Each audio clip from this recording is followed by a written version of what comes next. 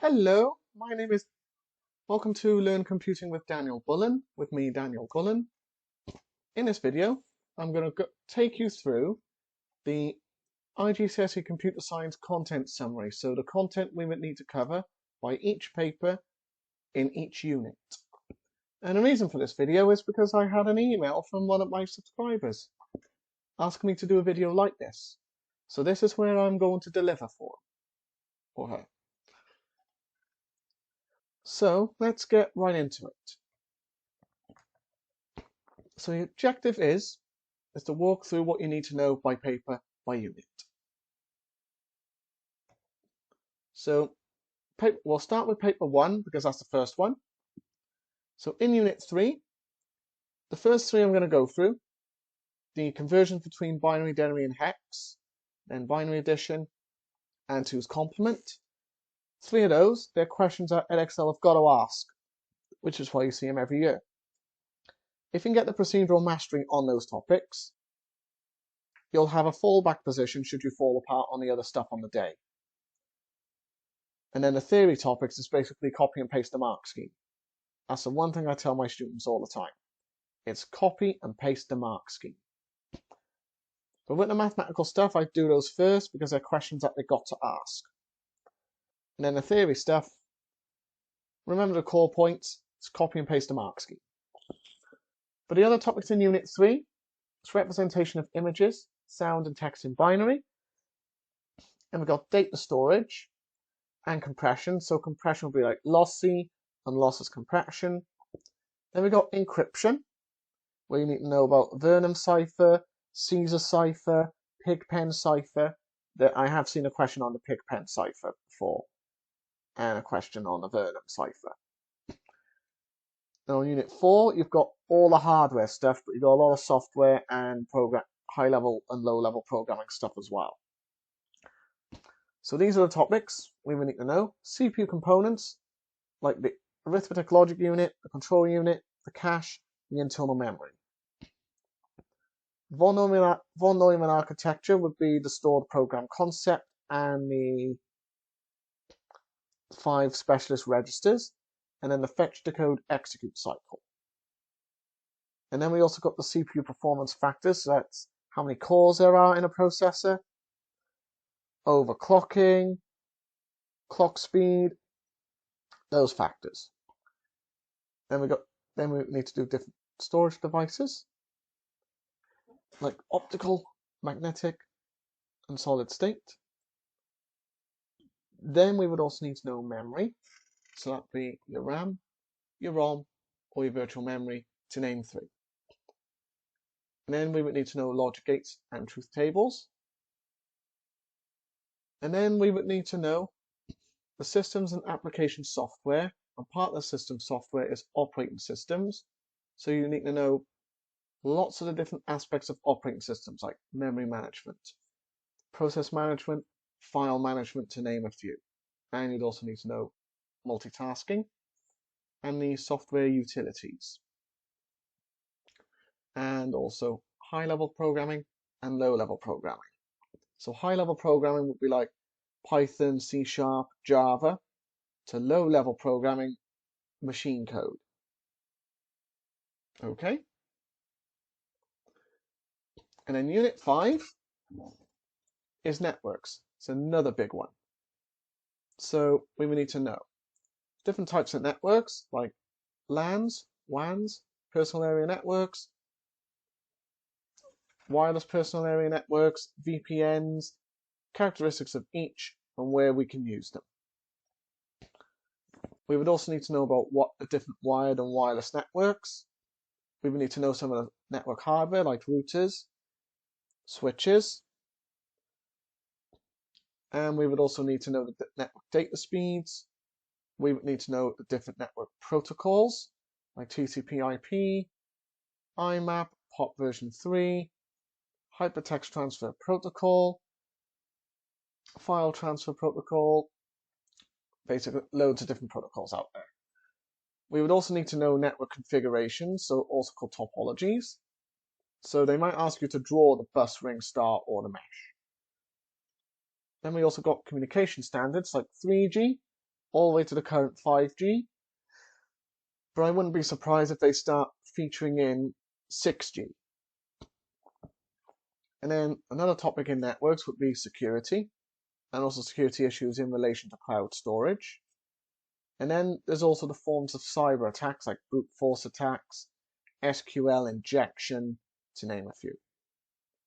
And then where there's cyber attacks, you would need to know the ways on how to prevent them, like pen testing, audit trails, and the concept of secure by design, firewalls, etc. And you would need to know about the internet and the World Wide Web, distinguishing that they're two different things. And in Unit 6, you've got the bigger picture, so that's anything to do with the legal, ethical, social, and professional issues in computer science. And that's a question that they like to ask in a big 6-mark question. Like there was a question on the November 2021 paper about the environmental impacts of using computers. So issues could be artificial intelligence, privacy, data protection, computer misuse, copyright, and I also wanted to talk about the upcoming trends like DNA computing, and my personal favorite, quantum computing. So that is a snapshot of a lot of the stuff you would need to know. So that is my summary of paper 1. Paper 2 is another paper, so it would be Unit 1 and Unit 2 because they're all about algorithms, data structures, choice of algorithms being influenced by data structures, and programming, and more programming. So in Unit 1, problem solving. So you would be learning about algorithms like sorting, searching, so linear search, binary search, quick merge sort, bubble sort, etc. You would also need to know about writing algorithms in pseudocodes and flowcharts. A question regularly comes up where they give you a piece of pseudocode and you need to implement, then you need to make a program in either Python, C# or Java based on that pseudocode they give you. So they might ask you to do that. They ask that quite regularly. And then another question that they tend to ask, even in paper 1 at times, is to mock up trace tables in terms of correcting and identifying errors in algorithms. And then they also ask about data structures and the choice of algorithm being influenced by the data structures and the data values that have to be manipulated. And then you'd also need to do computational thinking, which involves decomposition and abstraction. Decomposition, break down a big program into little chunks. Abstraction, get rid of the things you don't need so you're left with the stuff that you do need. Like take the London Underground map, for instance.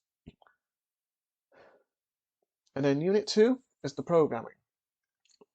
So in paper 2, the first thing they'll ask you is, tick the programming language that you have used in your school. So the options are Python, C# or Java. So during that course you would have written a program in either Python, C# or Java, depending on what the school chooses. So then you would need to know about the benefits of producing programs that are easy to read and understand. You would need to know about the syntax, logic, and runtime errors, design and use test plans and test data, knowing about normal boundary and errorless data. In programming, you would need to know variables, you would need to know how to do inputs and outputs, and then there's constructs like sequences, series of inputs and outputs, selections where you've got your if, elif in Python, and else, or else if you're doing Java and C#. And then you've got iteration, which is you've got your count controlled, which is your for loops, and your condition controlled, which is your while loops. And then you need to know about data types like integers, floats, strings, etc. And then in programming, in any programming language, you need to know arithmetic operators like your plus, your minus, your asterisk, which is for times, and your divide, which is your forward slash. And there's also relational operators like equal to, not equal to, greater than or equal to, less than or equal to, less than, and greater than. And we would also create subprograms and understanding the benefits of using subprograms. So in Python, there's subroutines. In C# and Java, they are what we call methods. So that is a rundown of paper 2, and that's the rundown of the entire iGCSE Computer Science spec for the Edexcel exam board. So thank you for listening to my video. If you like this video, please remember to click that like and subscribe button and share this video with everybody that's doing the Edexcel iGCSE Computer Science. And I look forward to seeing you in the next video. See you soon, and good luck. So please be sure to hit that like, and please also remember to hit that subscribe button. And another way to subscribe is to just click on this link, which is below each video I place. And if you like my content and you want to find out more about what I do, I've also got an online course called Introduction to Computer Systems on the Udemy website. So you just need to click on it. And there we go. So this is my online course, Introduction to Computer Systems. So this is the landing page for that course. So in it, you will learn. So these are some of the things we'll learn, like explaining the role of the central processing unit, describe the components of the CPU, provide an introduction to assembly language, which is low-level programming, explain the factors that affect the performance of the central processing unit, and I've also put in another bit that I'm interested in, the physics of overclocking the CPU, which made me develop an interest in electronics and also physics. So there's a lot more to it than even we realized. So this is the course content. So you've got computer systems, so I'm introducing you to it. Then I'm going into the different forms of architecture and assembly language. Then I'm going into the factors that affect it and the physics of overclocking the CPU. And then I'm going into logic, so combinational logic systems, making the logic gates, sequential logic systems, semiconductors. Then I go into all things binary, where we introduce you to number systems, all the way down to doing binary and sound, images and text. And then finally we got input and output devices and the different forms of storage, so that's where memory will come in. And then my assessment is basically one big quiz of 30 questions. So you don't need any knowledge to do this course. All you need is a computer with stable internet connection. So that's all you really need there. And why you should do the course? Well, wherever I don't know, I'll go out and learn it. So the way my brain is wired is I'm on the autism spectrum. So it will be an asset in helping you get through the online courses that we provide. So we understand how to explain things in simple terms due to my teaching background.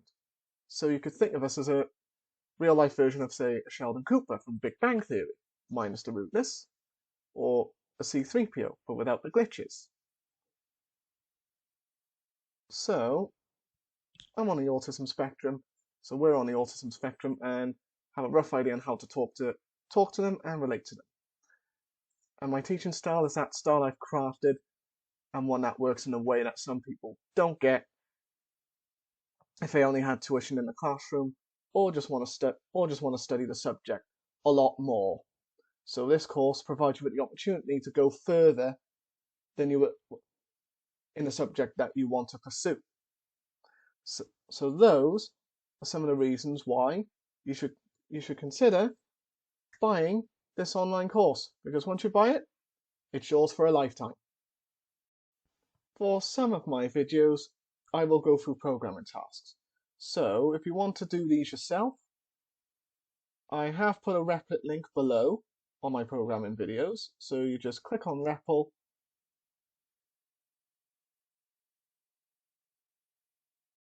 And this is what you need. if you haven't signed up at all, so you just click sign up. If you've got an account, you just click log in, and once you've logged in or signed up, this is the page that will appear. So if I was to log in right now,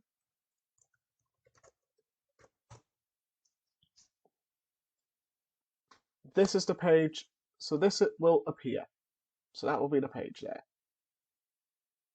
And in addition to all that, I am also a private tutor where I offer my private tutoring services specialising in ICT and computer science. And I look forward to you coming to me for lessons. Goodbye for now.